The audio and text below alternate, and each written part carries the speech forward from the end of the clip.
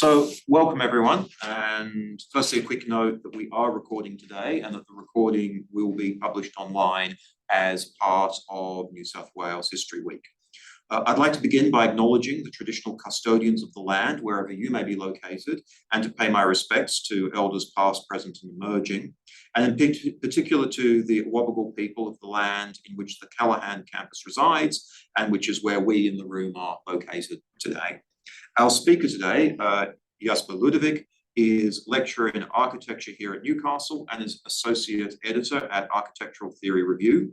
His research is broadly concerned with the ways in which architectural production facilitated regimes of governance and statecraft in British and German colonial settings.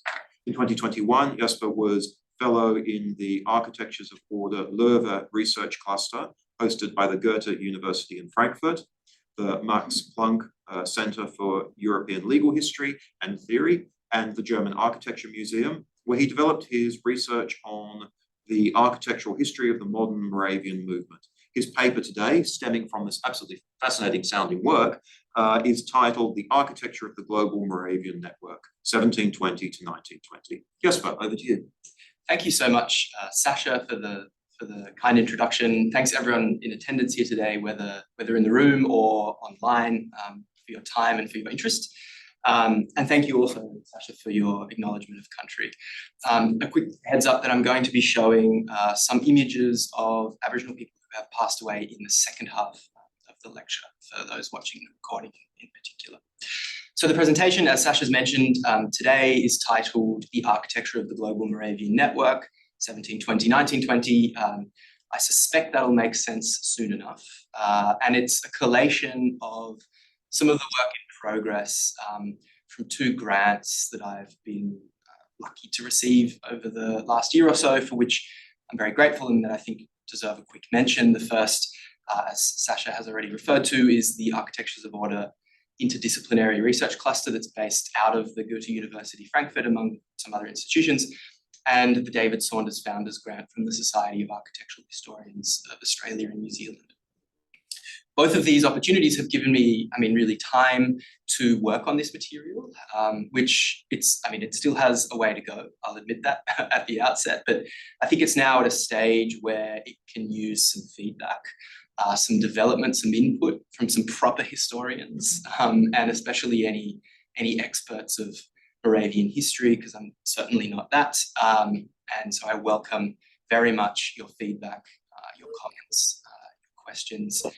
I'll speak for around 40 to 45 minutes today, and then thereby leave some time, hopefully, for a bit of a discussion. So to begin, I thought I should maybe provide a slightly more substantial account of myself and how it is that I, in fact, relate to this material that I'm about to share with you. I'm an architectural historian, and I'm interested in the role that architecture has played in facilitating the activities of non-government actors, primarily in the context of 19th century imperialism. And another way that I like to think about that is the sort of architectural life of corporations and organizations. So things like banks, different companies, and in the case of today's material, specifically churches. And I'm especially interested in moments where these types of actors fulfilled or somehow realized, advanced certain governing functions on behalf of the state, whichever state that may have been, on the basis of a particular approach. And if that's all a little bit too abstract for a kind of Friday morning at 10 a.m. or whatever it is, hopefully the presentation is able to clarify how it is that these interests are reflected in the concrete case of the modern Moravian movement, for which I was surprised to learn when I first started taking an interest in this material, no comprehensive architectural study exists. The modern Moravians were a renewed pre-Reformation 14th century Protestant group who fled Bohemia and Moravia from what is now the Czech Republic, shown here in this map, due to religious persecution, before eventually finding refuge in Saxony under the patronage of the pietist Count Nikolaus Ludwig von Zinzendorf in the 1720s. Zinzendorf, who had been educated more or less at the epicenter of German pietism in Halle under August Hermann Francke, offered the Moravians part of his estate, where they together established the first experimental Moravian settlement referred to in German as the Ortsgemeinde, which is a kind of curious formulation. I'm sure any German speakers will agree that I think can only really loosely be translated as the commonplace, although that's not a satisfactory translation. And over time, this first Ortsgemeinde would be developed into the center of the Moravian world, a town that's still today known as Herrnhut. The Herrnhut Moravians, as they're also known, are notable for a number of things, in particular their political independence as a transnational, non-state church that established a vast and a largely self-funded global network of diaspora settlements and mission stations that often far exceeded those of their Protestant counterparts. So in 1800, for example, 3 times as many Moravian missionaries were being sent out into the world as all other Protestant missionary organizations combined. By 1900, the Moravian world comprised hundreds of mission stations and diaspora settlements occupied by something like 200,000 people in more than 20 regions around the world. While Moravian schools, Moravian congregations, Moravian institutions had spread throughout continental Europe, North America, the Arctic, Asia, the Caribbean, Central America, the United Kingdom, and the Australian colonies. So the history of this global Moravian network is therefore difficult to disentangle from broader histories of modern empire, of globalization, and colonial governance. And this is something that I'd like to return to throughout the lecture, and especially later on. So with this sort of background in place, what I'd like to spend the kind of remainder of the time that I have doing is working through these sections that you can see here, starting with an overview of the Moravians' unique settlement model, their Ortsgemeinde, and I suppose it's kind of overarching spatial logic, before presenting in the third section that you can see there, the digital database and website project that I've been developing over the last year or so. And then I'll elaborate on some of the kind of emerging and enduring questions that this database has prompted me to consider, to reconsider, including in relation to the 6 Moravian mission stations established in Victoria and Queensland, before closing in that final section by returning to my core interest in this project, which is really the various roles played by architecture in facilitating the Moravians' global network over time.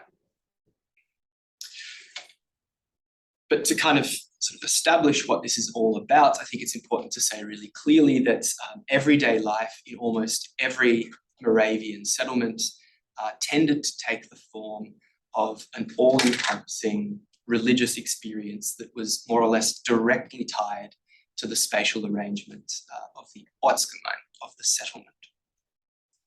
I'm again showing you this later plan of the Moravians' administrative centre here, Herrnhut, from 1782, 60 years after the settlement was first established. And I think it really clearly demonstrates the sort of structured layout, but also some of the componentry of the Moravian Ortsgemeinde as it came to be spread throughout Europe and then ultimately the globe. So the central square that you can see here, which, like as was the case in many other Moravian settlements, was named Zinzendorf Platz after their patron and their spiritual leader. This square is surrounded by dormitories that are designated for each of the so-called living units. They're also called choirs or Chöre in German, that comprised a very heavily stratified Moravian body politic. So missionaries in training, married couples, single men, single women, widows, widowers, and so on would each live in their own designated dormitories. because each of these living units was expected to be financially self-supporting, which would in turn secure the financial independence of Herrnhut overall. All sorts of shops and factories were housed in these dormitories, typically on the ground floor, while a communal prayer and sleeping hall, especially in the early phases, was placed on the first floor, as well as a shared kitchen in many instances. Some of the other kind of typical aspects of the Moravian Ortsgemeinde that you can see depicted in the plan here include the gardens, the fields, the various axial streets that you see that lead into the surrounding landscape, where, especially at the top left there, you can see in this plan a Gottesacker, a God's field, a cemetery was always located. And interestingly, in the early phases, Moravians were buried according to their dormitory affiliation as opposed to their family ties. Work was conducted for up to 16 hours a day in Herrnhut, and was always punctuated throughout by small religious services observed in the Beardsaal, the prayer hall, which, like all Moravian buildings in the Ortsgemeinde, was only ever modestly furnished, and was usually painted entirely in white throughout its interior. The German sociologist Max Weber described this pietist blurring of work with the lived experience of religious doctrine as what he called an ethic of praxis pietatis, practical piety, which, according to Weber, essentially involved the complete rationalization of life under God from the viewpoint of the utility of one's labors, one's work in pursuit of the kingdom of God on earth. And this is one of the key sort of pietist analogical images, the broad and the narrow path that sort of maps out the choice that one is confronted with if one wants to pursue praxis pietatis on the right-hand side, as opposed to the sort of moral bankruptcy of secular modernity on the left. All of which is to say, really, that pietism socializes devotion through distinct forms of living, around which it then establishes new institutions, new forms of collective organization. And the Moravians, in particular, stood out to Weber in his Protestant ethic in the spirit of capitalism, given the industrial focus of their Ortsgemeinde from very early on, in which essentially the entire urban fabric and its administration were structured around a form of productive Christian communalism, which over time comes to fund the global spread of Moravian missionaries and diaspora communities. As more and more of these diaspora settlements were established throughout Europe over the course of the 18th century, the same suite of elements, the same form of everyday life initially cultivated in the Herrnhut Ortsgemeinde is redeployed and refined each time. Each settlement centers on the public square that's, again, this kind of nucleus flanked by dormitories for the various living units. Gottesacker, cemeteries, axial streets, factories, fields, industrial sites, as well as this sort of consistent regularity in their planning, in their layout, immediately distinguish Moravian settlements from their surroundings, whether they're located in Nieski in Germany, Neusalz in what is now Poland, Zeist in the Netherlands, Fulnek in the UK near Leeds, or Christiansveld in Denmark. And so really the kind of the peculiar history of the modern Herrnhut Moravians is therefore not only to have established a distinct kind of social order and an economic basis around this pietist form of living, but also to have elaborated a comprehensive and enduring settlement model that continued to be reproduced as Moravians spread from Saxony into Europe and then ultimately the globe from the 1730s on. The German historian Gisela Mettler has suggested really usefully, I think, that the Moravians traversed global structures and encountered diverse cultures without ever leaving the microcosm of their own community. They remained unified in their organization, communication, and a common form of living, and their settlement model, their Ortsgemein, allowed them to assume a position of detachment from the surrounding world in what constituted a trans-territorial imagined community. And I think we can find evidence for some of Metteler's claims here in an early lithograph from 1758 of an imagined landscape that was, I think, most likely completed by the Moravian surveyor Christian Gottlieb Reuter. I think this is, I always feel the need to declare this my favourite Moravian image that I've come across to date, because what you're seeing here are 63 Moravian Ortsgemeine, Moravian settlements, as though they comprised a continuous terrain, despite including settlements located throughout present-day Germany, the Netherlands and England, but also Ireland, Greenland, Russia, Labrador, the United States, the Caribbean, Guyana, Suriname, South Africa, and India. The European settlements, which sort of occupy the center of the image, are distributed across a large mountain, at the peak of which sits Herrnhut, while foreign diaspora settlements, foreign mission stations at the edges of the image are depicted on their own much smaller mountains, separated from the European mainland by all kinds of rivers, lakes, ridges that you can see in the image. And so the image is really a map that orders physical space according to the organizational structure posited by the Moravians in Herrnhut, as opposed to the territorial and political boundaries asserted by contemporary empires. And so if this is an image and an attempt to capture the order of the global Moravian network in macrocosm, then each settlement that it depicts, and the many that were still to come throughout the 18th and 19th centuries, consistently reproduced and extended this order in microcosm. In the early 1760s, which is not long after Reuter's image that I just showed you was produced, and only a few years after the death of Zinzendorf, a centralized building committee, in German, a Baukonferenz, is said to have been organized in Herrnhut to coordinate all of this development.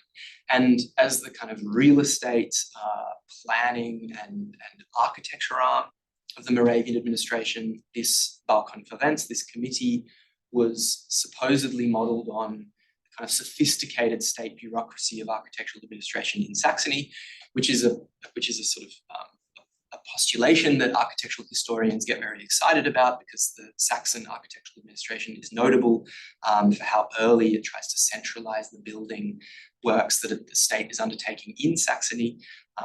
And in this instance, because the Moravians are adopting a similar model to rationalize and control their global architectural production from Herrnhut remotely. Some historians have sort of suggested that this committee was responsible for approving and amending building designs for settlements all around the world, raising and administering project funds, supervising construction through correspondence, and distributing plans around the world. Experiments were clearly being conducted at this time into ideal city planning, many of which were probably inspired by sort of 16th century utopian schemes for Protestant city-states during the Counter-Reformation, some of which, as you can see here, were orthogonal, others taking on a radial form like this unrealized scheme for North Carolina, which at that time was still a colony. The same planning principles applied across scales, connecting single street settlements that you see here for Friedenshütten to larger Moravian centers. And although the formalization of this committee, this Baukonferenz, as a kind of administrative organ of the Moravian Church remains disputed in the literature, which I think is really interesting in and of itself, and maybe it's something to return to in the discussion. It's also clear that correspondence relating to the design and construction of buildings was indeed being sent around the Moravian world at the same time as architects were being retained by the Moravian administration in Herrnhut. In any case, I suppose, Moravian expansion was almost always highly orchestrated, based on careful research into the existing conditions into which missionaries or diaspora communities might be sent, which often involved preparing town and architectural plans in advance. The Moravians also kept records of the church's many assets in the fields in which they came to work. They kept ledgers, they commissioned surveys, and they outlined terms of ownership and occupation, whether this was for plantations on the island of St. John in the West Indies, for tracts of land in Barbados or Labrador, or even individual buildings on government reserves in colonial Australia. So the whole may have been imagined as greater than the sum of its parts, but the parts themselves always remained critically important sites of Moravian administration, occurring along a series of connections that ran both vertically, so between centres of heightened Moravian authority in Europe and North America, and the mission fields dotted throughout imperial holdings, as well as horizontally, so between these various mission fields. And in most cases, these connections followed the contours of secular empire. So the Fetter Lane congregation in London, for example, was strategically established in the early 1740s as an entry for Moravian missionaries into the British Caribbean. And similarly, the kind of Moravian, the early Moravian work in the Danish West Indies is inseparable from the diplomatic relationships that were being cultivated at Herrnhut with the Danish crown. The same goes for Greenland, an 18th century Danish-Norwegian territory, where the mission house at what was called Neu-Herrnhut was in fact prefabricated in Greenland and then, in Holland, and then shipped over to Greenland by Moravians in the early 1740s. Missions in 18th century Suriname were established via the Moravians' Dutch arm, which ultimately centered on Zeist, and aided in gaining access to territories that were held by the Danish East and West India companies throughout South America, throughout the Caribbean, as well as throughout South Africa. And this is, of course, the distinguishing feature of the modern Moravian movement, their ability to work between empires, to work across languages, to work at the crosshairs of different interests as a sort of independent trans-imperial enterprise. In any given region, a number of settlements usually acted as head stations at which administrative authority was concentrated. Chains of command were modelled on and then linked back into the central Moravian administration in Europe. Officials from the European and North American centres regularly conducted inspection tours and produced richly illustrated reports such as the one that you're seeing now. And over time, I've started to realise that for Moravians, the performance of organisational governance was always inseparable from its representation. Paul Poiker, for example, who's the sort of chief archivist at the Moravian Archives in Bethlehem in Pennsylvania, he suggested in his own work that writing, that recording, that archiving, that all of these were integral to a kind of Moravian understanding of praxis pietatis, practical piety more broadly.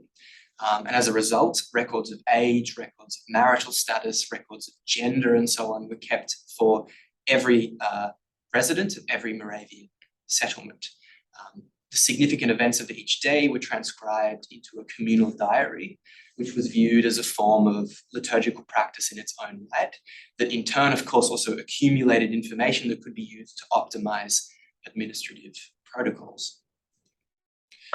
Moravians' experiences around the world, which were shared via dedicated periodicals, were usually conveyed using similar forms of expression, similar imagery, similar patterns of pietist reasoning, and were therefore yet another crucial way to imagine this dispersed Moravian body politic as coherent, as uniform, as connected, as well as to supervising and governing it.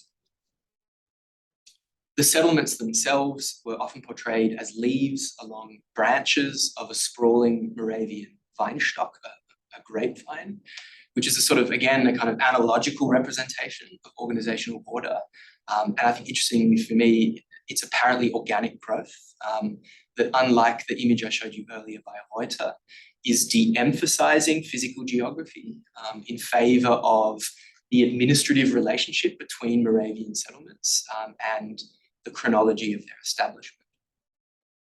And I think we can understand these sort of archival practices and records like this in particular as documents with which a globally distributed organization is trying to represent its internal order to itself.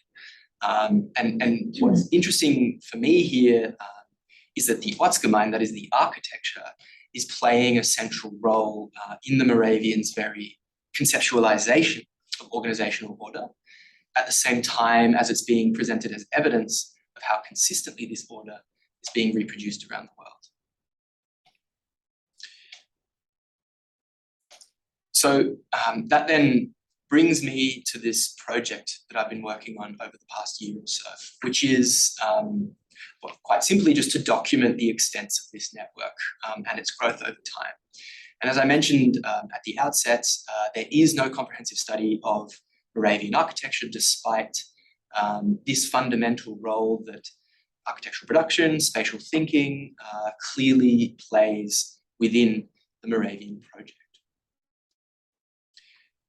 When Moravian architecture has been considered by historians, the studies have tended to address specific stations, specific settlements within particular regions and particular historical periods, or also within certain empires. And then usually in keeping with a sort of heritage or preservation-oriented discourse. And what's gained through that level of specificity, important as it is, of course, I think also serves to obscure an understanding of how this global Moravian network was in fact administered and developed as a whole, which is really my interest. And so what I've been working on is using, I should say, the time-layered cultural map tools that have been developed here by Professor Hugh Craig and Bill Pascoe, is a digital database and a website that tries to document every Moravian settlement established between 1720 and 1920. That's either referred to in histories of the Moravian Church, that's depicted in Moravian historical atlases, or that's recorded in the various statistical reports that are kept in the archives. In many instances, these settlements no longer exist, in most instances, in fact, and sometimes they only ever comprised, single buildings on small estates. And so the process is a bit very labor-intensive and involves sort of geolocating historical settlements using contemporary satellite imagery that raises a lot of complicated methodological questions that I found challenging to address. At the moment, the database is something like 350 settlements. I think it'll get to somewhere around 400 by the time the work is done. Those settlements are then organized regionally through various essays that kind of go into a bit more detail about the history, linking those regions back into the broader sort of thematic analytical discussion that I've been presenting to you here, and then ultimately, hopefully, becoming a tool to reconcile the various regions of the Moravians' activity in one place by incorporating all sorts of digitized archival material. And ultimately, I suppose the intention is to work against the tendency to engage the architectural history of the Moravians in these more narrow terms and in these sort of geographically specific ways.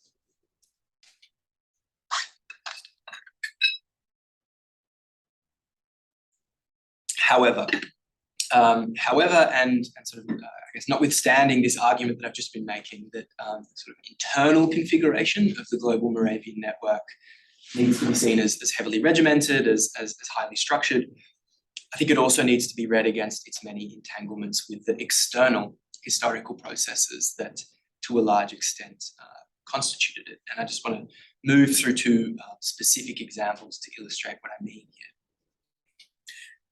The first example of the kind of entanglement that I'm referring to concerns the status of Moravian missions within the 18th century system of enslavement throughout the Caribbean. Moravian missionaries held enslaved people in Jamaica, in Antigua, St. Thomas and other islands in the Danish West Indies, where they were in fact the only denomination to work enslaved labourers on their own plantations in order to derive an income for the mission.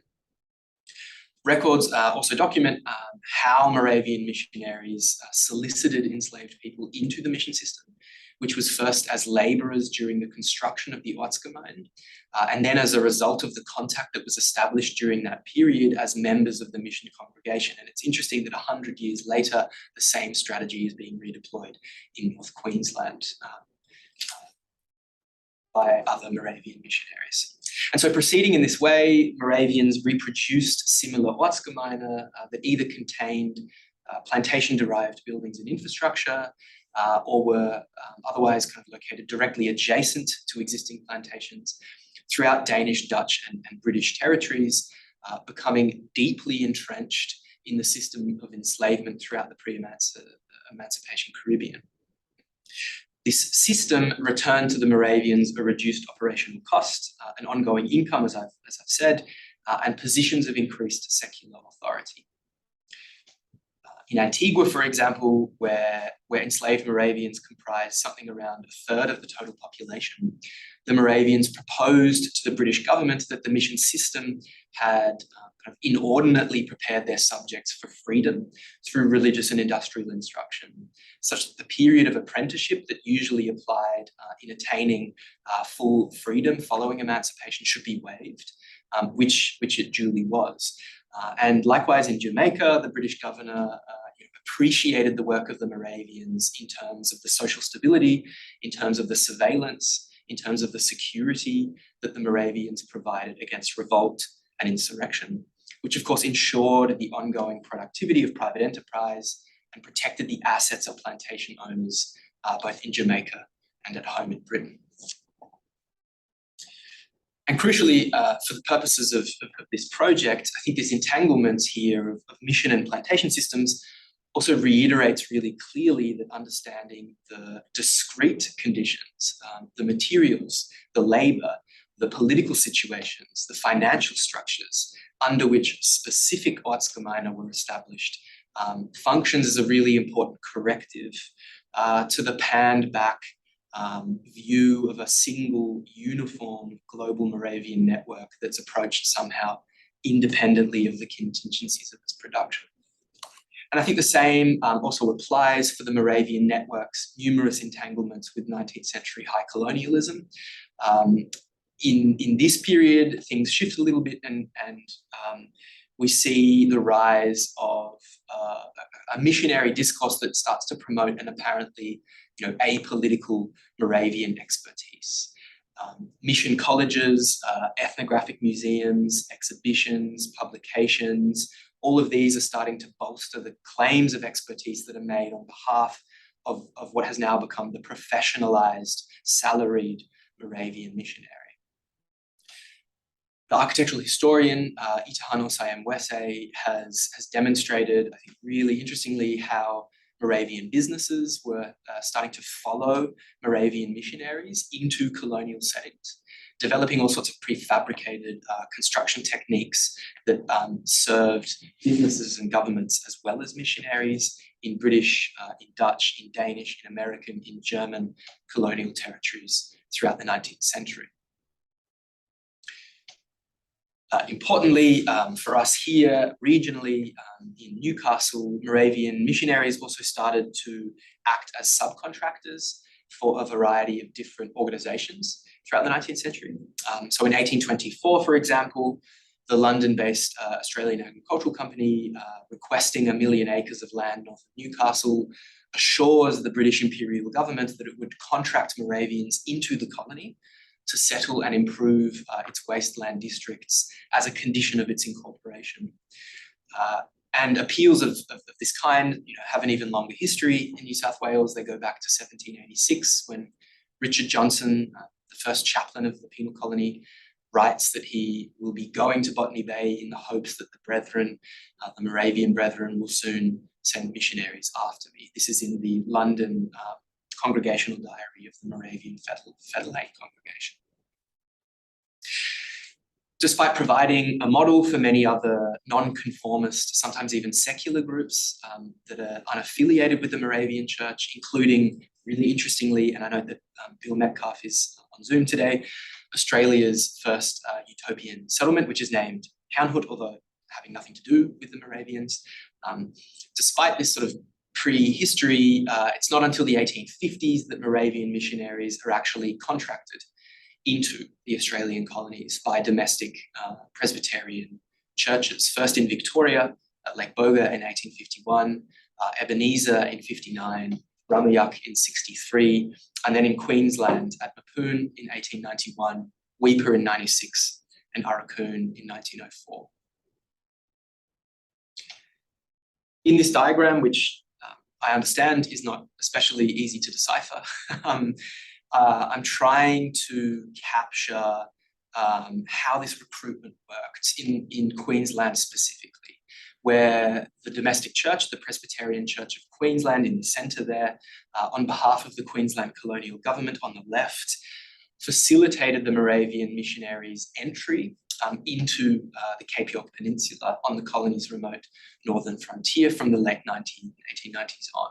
And I'm not going to pick through all of the details, except to note that the sort of composite arrangement that this diagram tries to illustrate was always as much spatial as it was financial and administrative.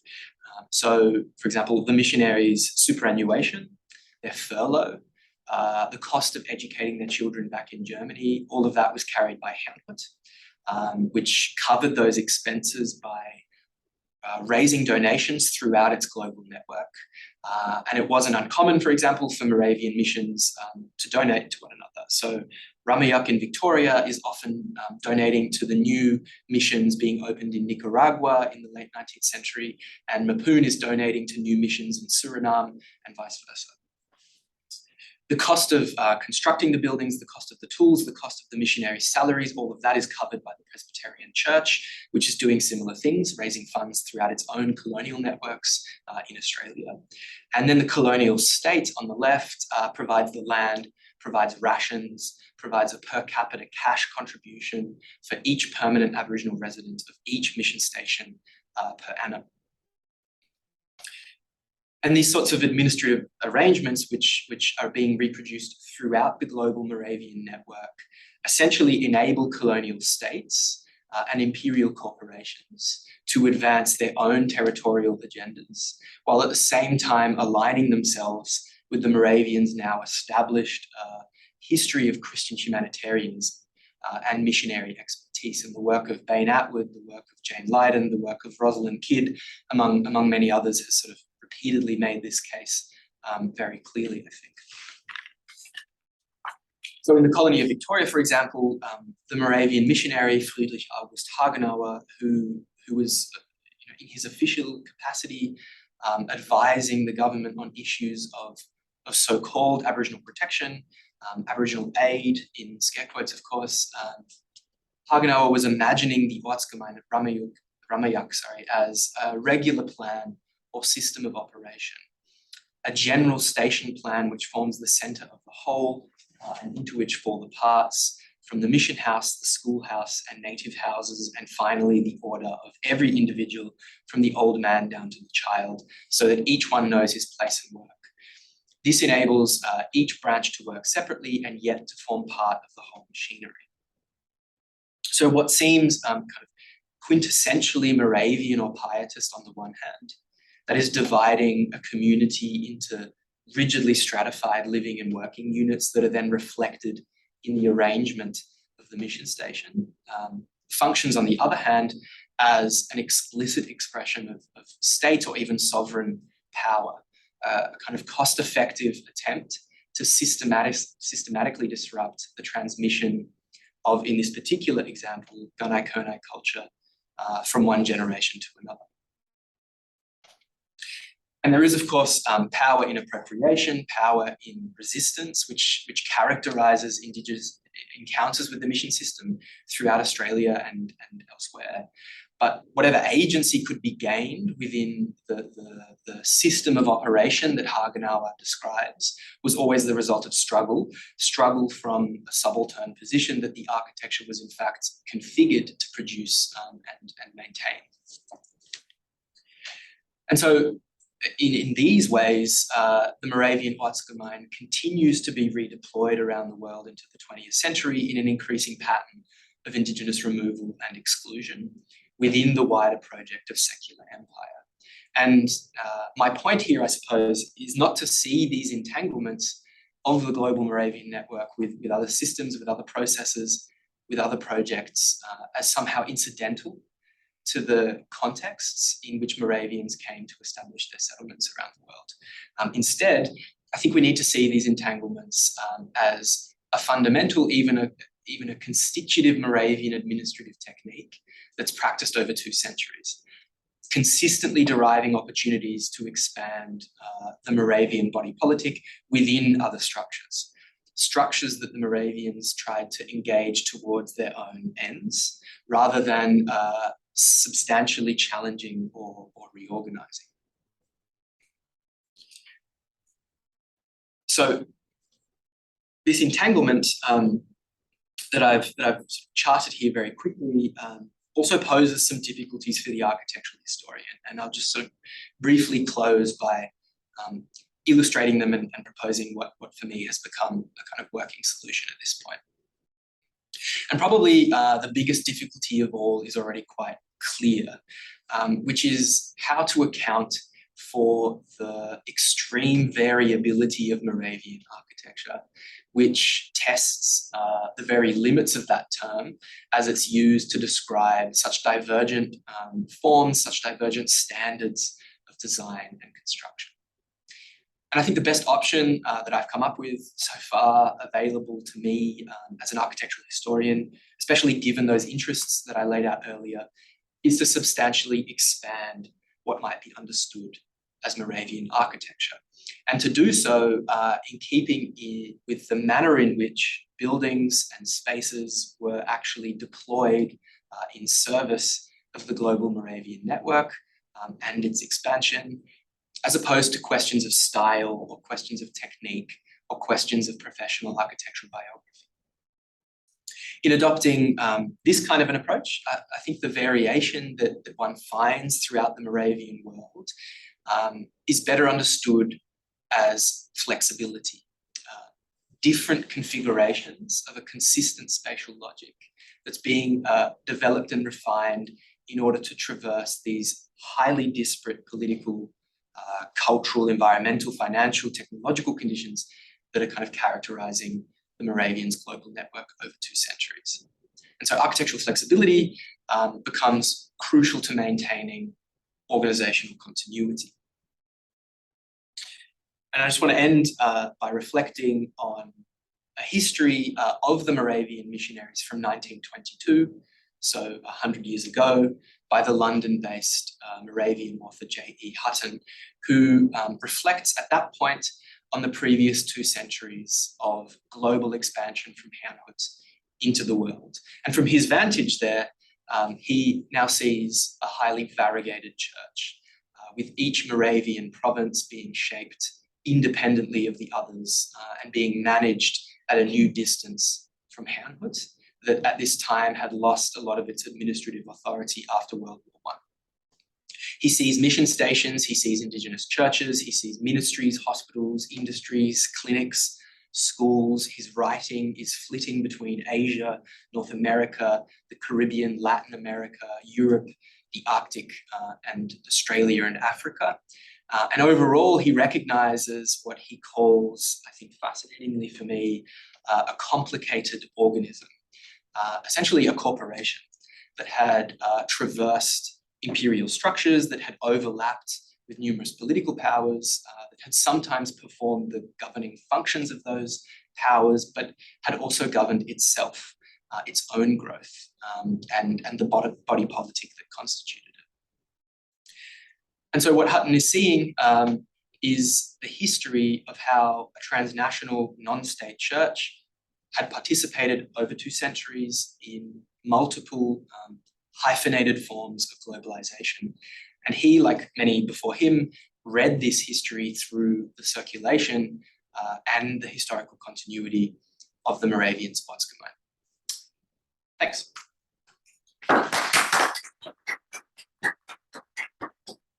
Thank you. That's a fascinating paper. I'd like to open up for questions. Well, I'd just like to say straight away that was incredibly good and fascinating. Thank you very much. Really clear. Yeah, got it all. It's not really a question, but I guess I'm just mentioning that my particular interest is in the Neuen mission, and it's amazing when now I'm listening to what you're saying. Clearly, Neuen, which is in the south of Germany, modelled themselves on the Moravians in the way they went about things. And the particular mission I looked at was the Cape Bedford mission, which is in North Queensland. And Hagenau went to North Queensland first and made a report to the government about whether there should be a mission. And following that, Neuen got involved quite by accident and started a mission. But something that I even noticed when I was studying it was that it laid, once they could get organised, they laid out their mission station, their main one, Hope Valley, in this sort of village format with the church in the centre, the missionary's house, and then the various dormitories and so on around it. And just seeing what you said today, I could just see the influence of that Moravian thinking. That's interesting that you bring that up. I think the Protestant missions in Far North Queensland are fascinating from this sort of non-state governance perspective, and the way in which people like Schwarz and Poland at Hope Valley at Cape Bedford, over time they start to organise these conferences on Thursday Island with the Moravian missionaries on the Gulf Coast, and the correspondence. There's a tract of correspondence that I've found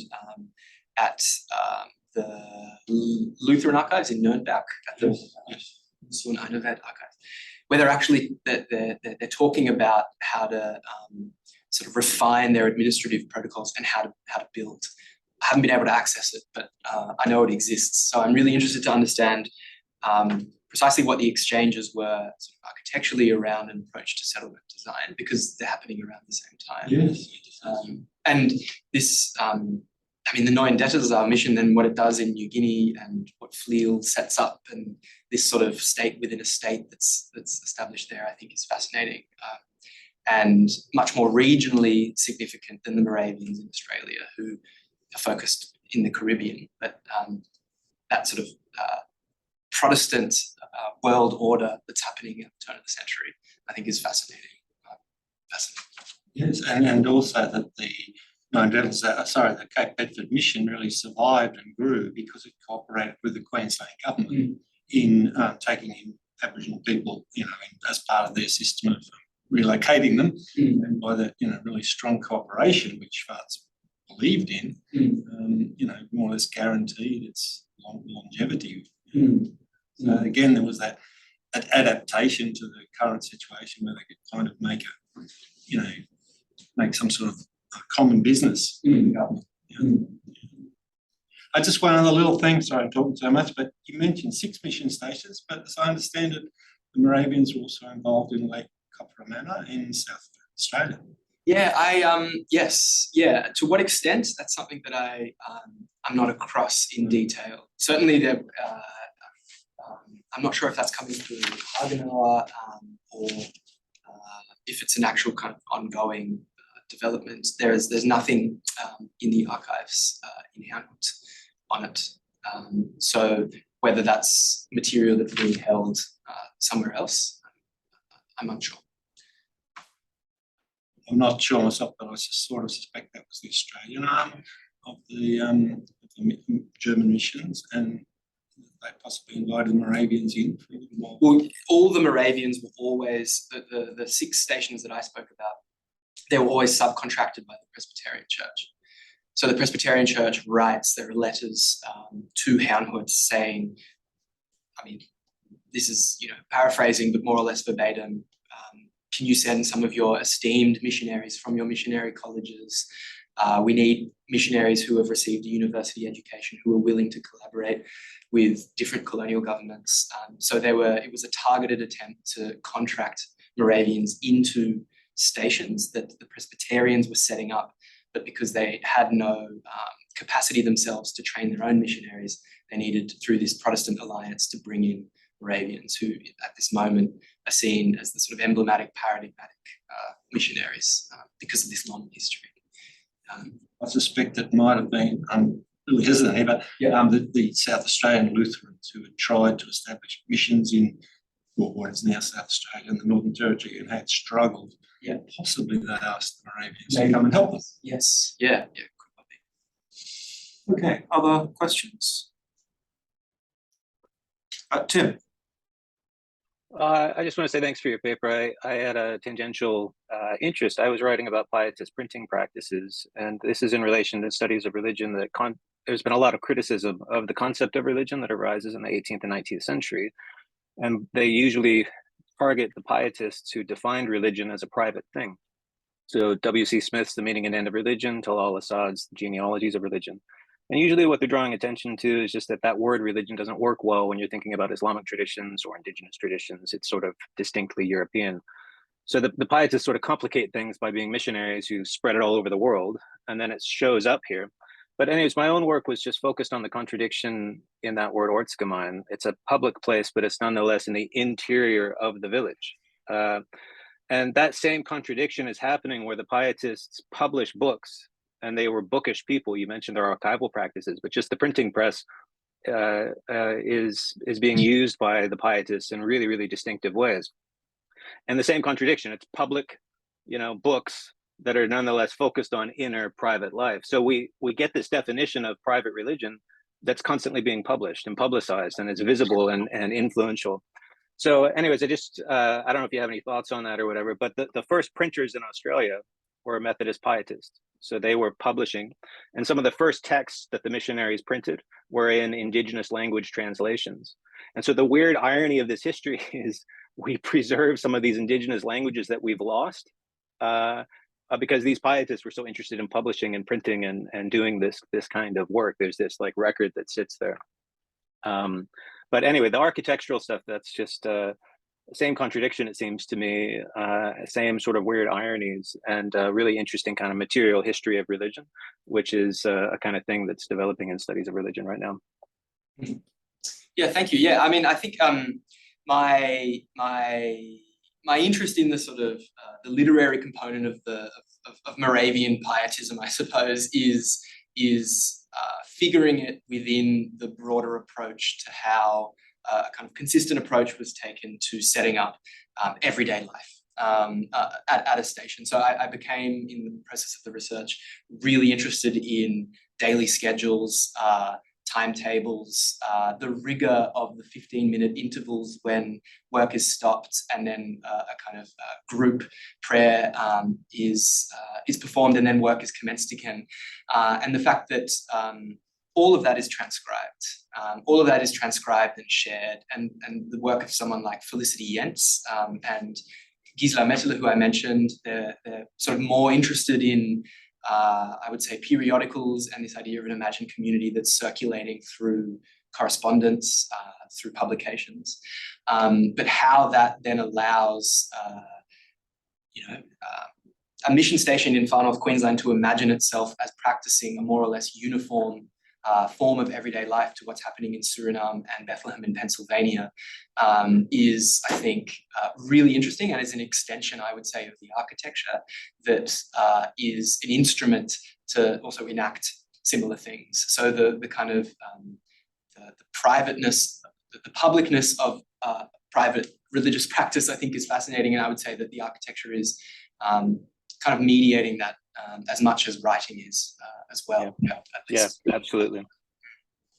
Yeah, thanks for your Other questions? I have a question.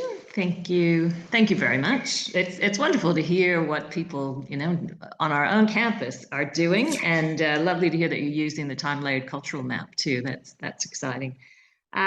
So I was interested in what you were saying just at the end, that there was actually so much diversity within the architecture that I wondered if you could identify a core of shared aspects, and I wonder where exactly you thought that diversity came in. Was it adaptation to local architecture? Was it getting out builders and they didn't quite know how to do it the way they did it in Germany, so they just knocked something together? Or what was happening, and what was the core, if you can identify one, about what made Moravian architecture? Sure. Yes, great question. Thank you for that. I might actually just go back in my slides to help answer this question. Oh, I've stopped sharing.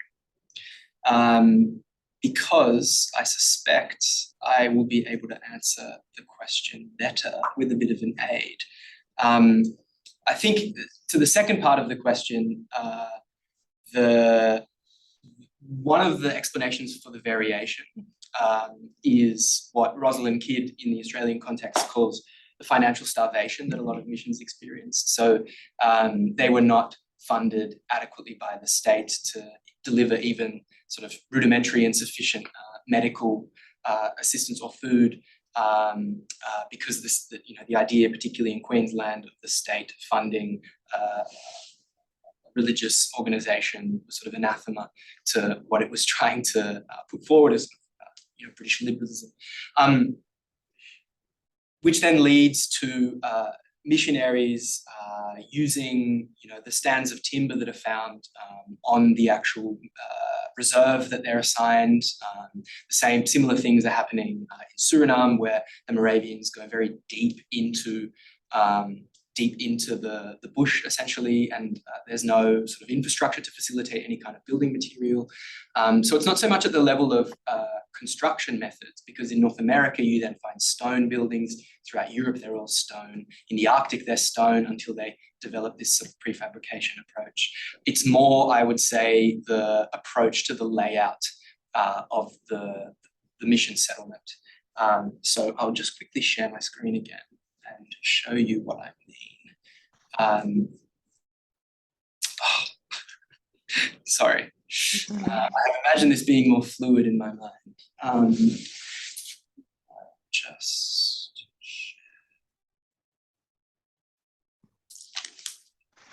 Yes. So hopefully you can actually see it, given all the fuss. But this one is it's a plan of Mapoon from North Queensland that's sent by correspondence as an as-built plan. Essentially, a new Moravian missionary is contracted into North Queensland and is reporting back to Helmut what his predecessors have constructed. And the labels, which you can't make out at all, but essentially it uses Moravian terminology. So it refers to the church here as the Beertsaal, or the prayer hall. This is called the Kokosnuss Allee, the Coconut Avenue, because it was always very important that an avenue leads to the Gottesacker, which you can just start to see here from the central administrative nucleus. There's always a public square that's flanked by the dormitories that you can see here. The mission house has a sort of, is always quite central, aligned with this would be the Gemeinhaus in the big European settlements, but it's aligned with the different entry points. That's the jetty. This is the main avenue. And then along the avenue, these are what's called the native village. So essentially cottages provided for Aboriginal couples who had chosen to marry in very elaborate public sort of marriage ceremonies, who were then given access to their own private dwellings, which was, again, that's found all throughout the Moravian world. So it's, I think the architecture is a consistent approach to laying out a settlement and using the materiality of the settlement as a way of enacting ultimately an evangelical project. The buildings themselves individually, you can see here, this is the church, the rebuilt church at Mapoon. This is one in Suriname from around the same time. There's similarities, particularly in tropical environments in this case, but it's really, again, this is a plan from Suriname. You can see the same sort of layout, and these are all essentially surveys being sent back for approval to Herrnhut by missionaries. So that's the similarity, and the variation is explained by, I suppose, the different administrative structures under which they're working, to put it simply. Thank you. I might Shares privilege. shares privilege and ask a question. I was really struck by your discussion, your approach to looking at this in a sort of transnational context, and you've spoken a lot about the way in which the centre guides the periphery. I'm sort of in mind the work of people like Stefan Manns, sort of looking at the contribution of the periphery to the centre. Can you say something about how the periphery influence things back in Herrnhut? Yeah, that's a really good question. I think that one moment at which I would point to that sort of the periphery feeding back into the centre being most visible and most operative is the sort of mid-19th century, when there's a real attempt to professionalise Moravian missionary work. And what you have is, they're trained in photography, they're trained in ethnography, they're trained in I don't know how many languages, they're trained in political history. So they take very seriously the idea that they're a sort of international expert of missionization. And what starts flowing back into Herrnhut is ethnographica. They have an immense photographic archive that's entirely uncatalogued in Herrnhut.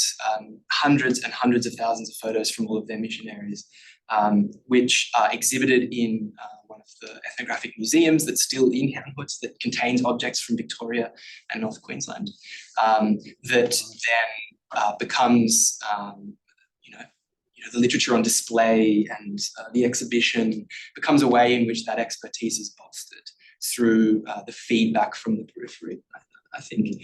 And then you start to see around that same time as well kind of ecumenical approach to a pan-Protestant missionary project. So you start to see committees forming. Gustav Warneck is a person in Germany who's trying to bring a sort of anti-nationalist or transnational approach to Protestant missionization. And within that scene, the Moravians, as a result of all of this, is taking on, I would say, perhaps pride of place within those sort of conferences, within the networks that are happening, which then ultimately feed into committees that inform German colonial strategy based on missionaries as sort of diplomatic outposts.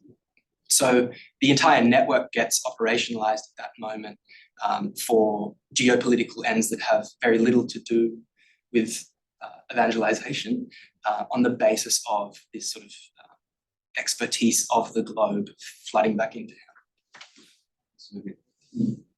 Okay, we have unfortunately come to the end of the hour. Please join me in thanking Jasper for absolutely fascinating. Before you go, I just want to mention that our next seminar will be next week on Friday, the 9th of September, and is co-hosted with the Early Modern Studies seminar here at the University of Newcastle. Our speaker, Chip van Dijk, also from History at the University of Newcastle, will be discussing his new book, Commerce, Food and Identity in 17th Century England and France. Until then, thank you all and have a great weekend.